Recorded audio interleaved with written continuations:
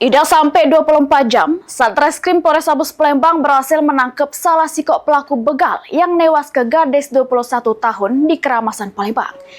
Kaki kanan pelaku diinjak timah panas oleh polisi. Aksi begal yang newas ke Adinda Dea Fuji Lestari akhirnya terungkap. Salah sikok pelaku Alim Munandar, 28 tahun, ditangkap anggota unit Ranmor Satreskrim Polrestabes Palembang.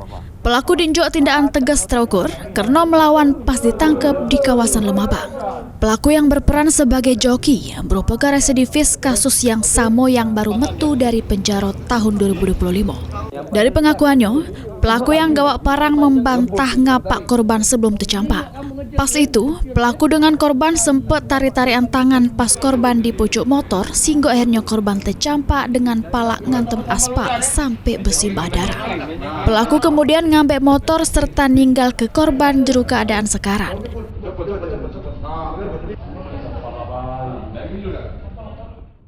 Ya, bukan dikebuk, dia spontan nyampak helm depan langsung ke aspal. Tahu tak kau korban mati? Terus? Tengok kau parang kan? Tahu kau ya? Dia udah mati. Parang kan? Kau bawa parang kan? Oh, bawa parang pendek. Tapi tak dikapak tu, dia agak ibe. Dari pengungkapan tersebut, pelaku menyita barang bukti motor korban dengan motor yang dipakai pelaku. Pelaku sudah merencana ke begal dari rumah, kemudian keliling nyari mangsa sehingga ketemu korban. Pelaku dengan satu pelaku lainnya yang satu masih DPO ini telah merencanakan melakukan pencurian dan kekerasan sejak dari rumah.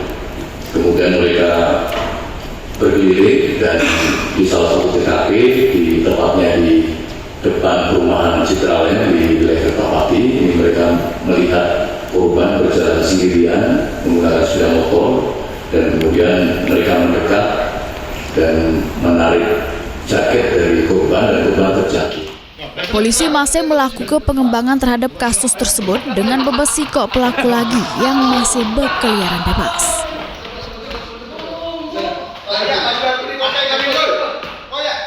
Mulyadi, PAL TV.